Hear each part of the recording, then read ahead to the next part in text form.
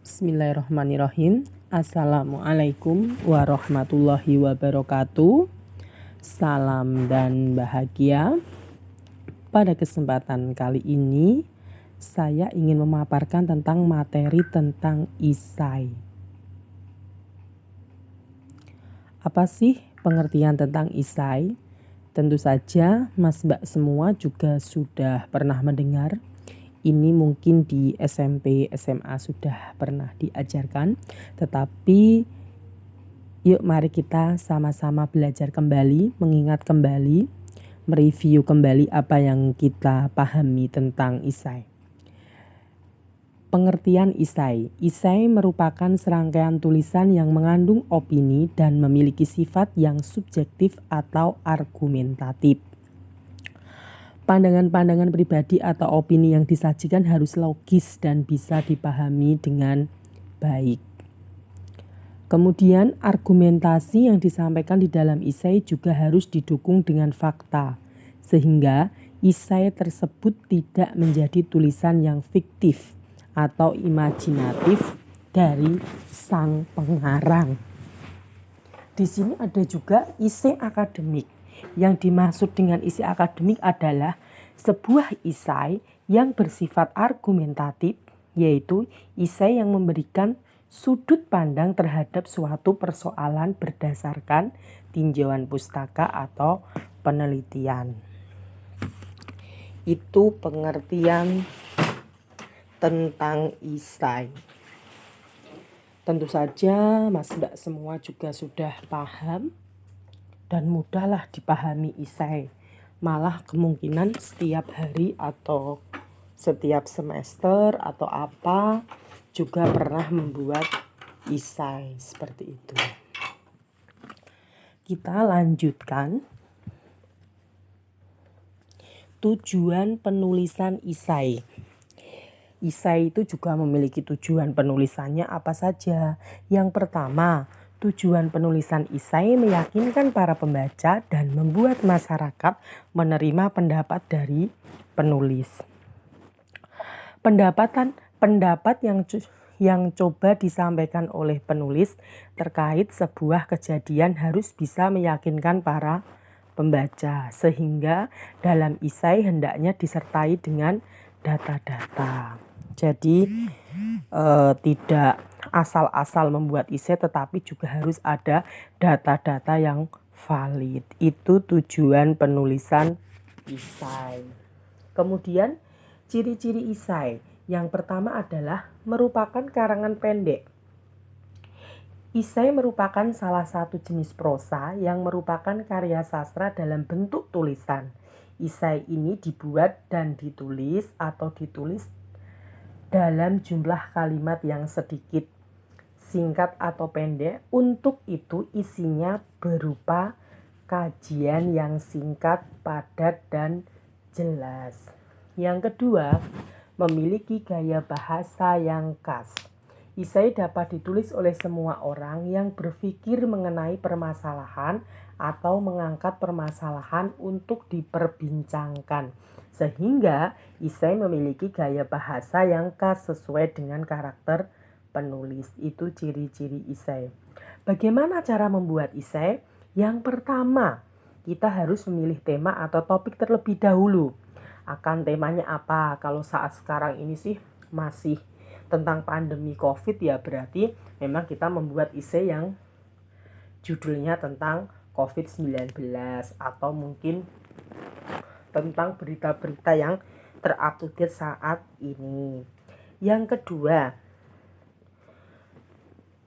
membentuk garis besar gagasan yang akan dibahas. Jadi kita harus tahu garis besar gagasannya yang akan dibahas itu apa saja. Jadi biar memudahkan kita sebagai penulis itu untuk menulis isainya.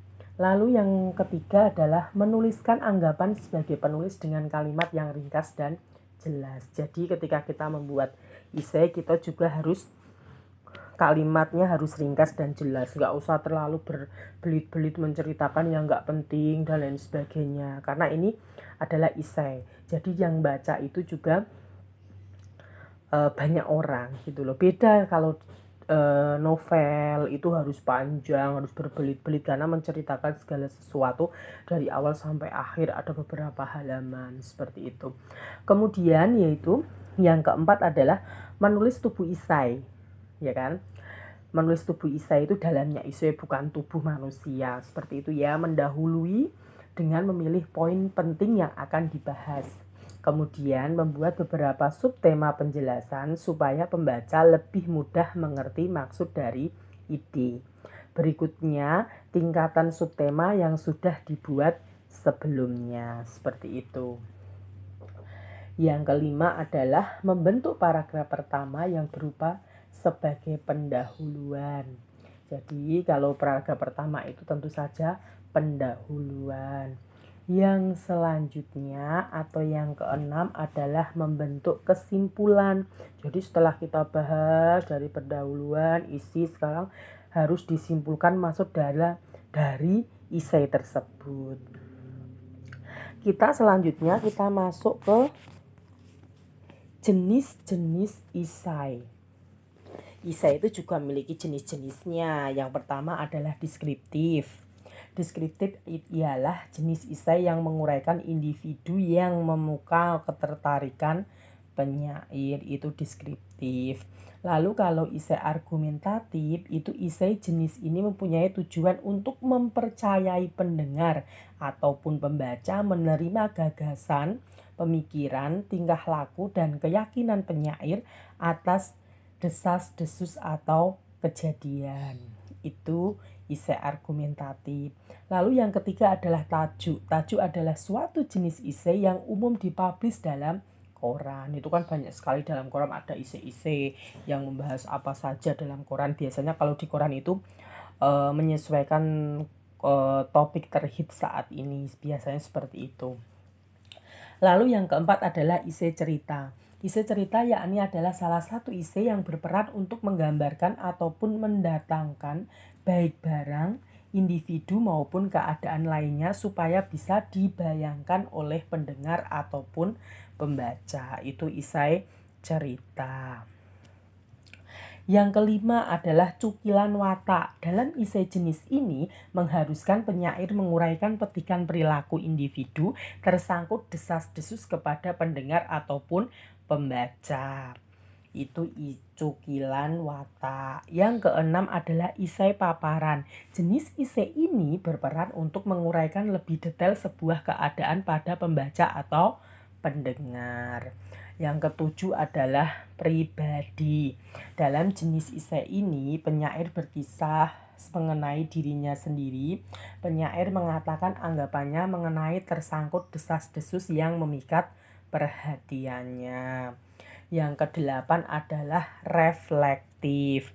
Reflektif merupakan sebuah isai yang ditulis untuk memikirkan desas-desus politik, peraturan pemerintah, dan desas-desus penting lain yang sering ditulis oleh sastrawan dalam membenarkan desas-desus yang ada.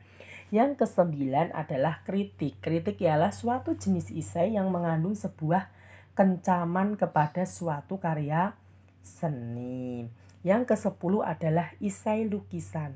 Isai lukisan adalah salah satu karya tulis yang memvisualisasikan suatu dengan tujuan untuk menolong pembaca mengetahui kondisi yang ingin disampaikan. Itu jenis-jenis isai. Sekarang kita masuk ke struktur isai.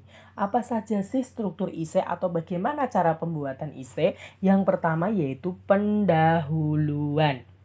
Dalam pendahuluan, kita bisa mengungkapkan atau membahas topik atau tema yang akan dibahas dalam keseluruhan isai. Unsur yang ada dalam pendahuluan yaitu latar belakang dan pendapat pribadi penulis tentang tema yang akan dibahas secara lebih jelas dan detail pada bagian selanjutnya.